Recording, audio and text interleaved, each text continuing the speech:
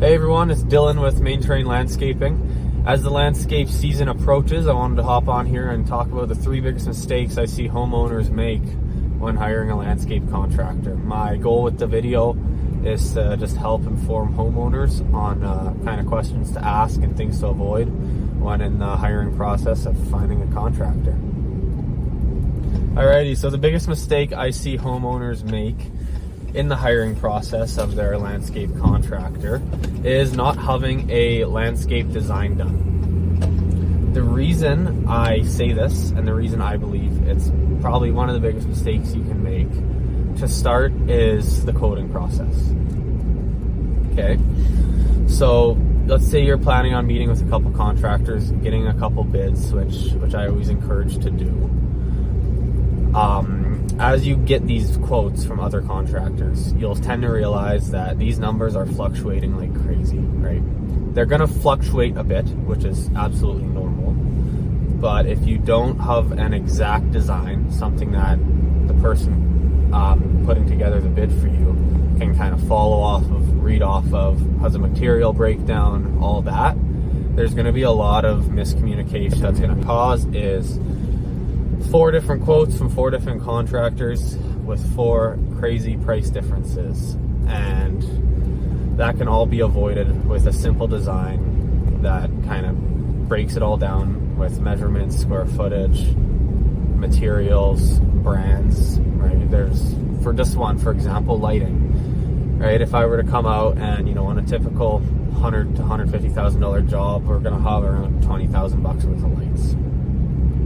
What you're going to see there is if one person bids the job with, Kitchler, for example, it's a pretty nice brand, and one person bids the job with Lillavelle, which is also it's a fair brand. It's just more of the standard line. That lighting line item, it's going to pretty much double, right? So you're going to see fluctuation like this like crazy, a lapse in communication. So it's always best to get a design done, just so the people bidding on the job are able to follow it easy, and there's no miscommunication on the materials and so forth. The second biggest mistake I see homeowners make when hiring a landscape contractor is when they've kind of nailed it down to who they want to hire, is just not asking enough questions. It seems pretty straightforward, but you'd be surprised, right? Me as a contractor myself, I can confidently say the homeowners who ask, a crazy amount of questions in the initial consultation, when we move forward with the project, I find it usually goes a bit smoother, right? Any questions that they need answered are answered ahead of time. And more importantly, not even that, just to make the process go smoother, just getting to know the contractor you want to hire and just a bit about their company, right? One question I always say to ask, very important, and it'll surprise a lot of homeowners, is who's actually doing the work. There's a lot of companies nowadays who will do a great job in the sales process, the design process, and then they'll collect the deposit check, and let's say a month, 2 months later, they're not the ones doing the work, not necessarily the person you were meeting with doing the work, but it's a completely separate company. So it's kind of a subcontractor route they'll go down, and if you're not in the construction industry, it might surprise you. But yes, essentially they'll sell you on the process. It'll be under their contract, but they'll essentially subcontract out the same work to a cheaper, typically fly-by-night company, and they'll take their profits on top of that and call it a day, right?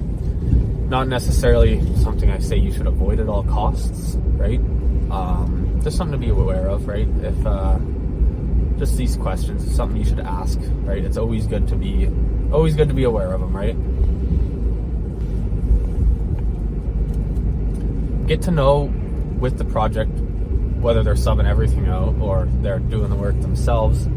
Is there little things they sub out, right? Like us with Main Terrain, we do sub out a couple little things, and like concrete finishing, cultured stonework, right? I would be wary if someone said they sub out nothing and they're a jack of all trades and they do it all in house.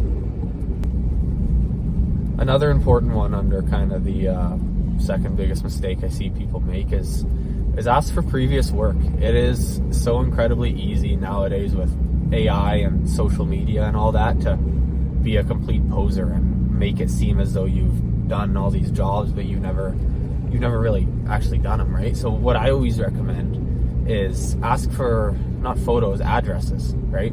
Ask for addresses and go drive by, right? And that way, not only are you seeing kind of what they build, what they're capable of, but you can also see how it's holding up, right? If they say, yeah, we did this job last year, and you go drive by and it's falling apart, that's something you should definitely be aware of.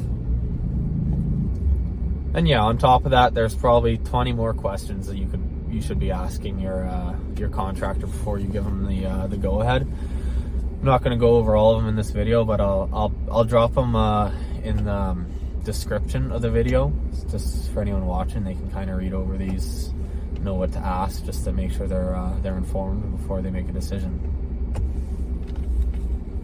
And the third biggest mistake I see homeowners make when hiring a landscape contractor is going over the contract and the guarantees and pretty much everything that's in writing, right? A big one there I would say is warranty, right?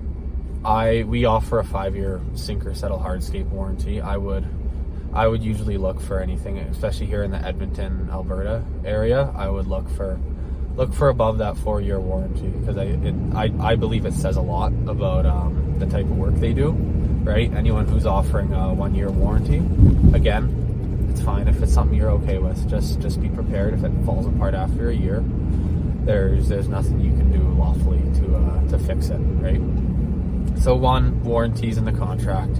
Know what's warranted. Are your plants warranted? What's the warranty on the irrigation? What's the warranty on the product itself? A lot of the times, like our artificial turf has a limited lifetime warranty, but our install only has a 5-year warranty, right? So just being very aware of all the warranties, what you're covered for, and how long you're covered for.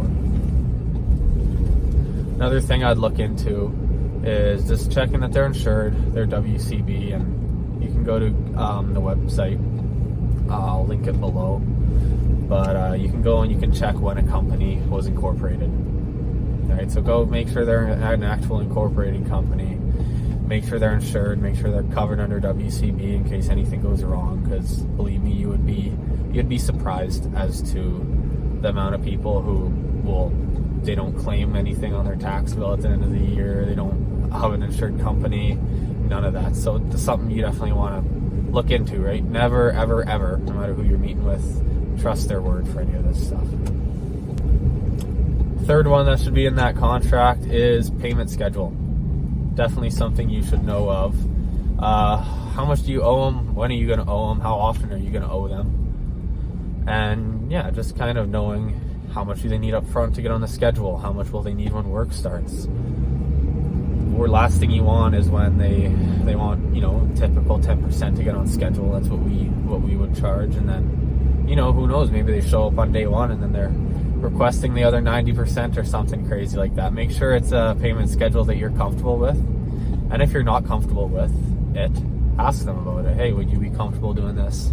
I don't feel comfortable with the way you have your payment schedule structured. So those are the 3 biggest mistakes I see homeowners make when hiring a landscape contractor. I hope this video was helpful and allowed you to make a more informed decision on who you decide to hire. Thank you.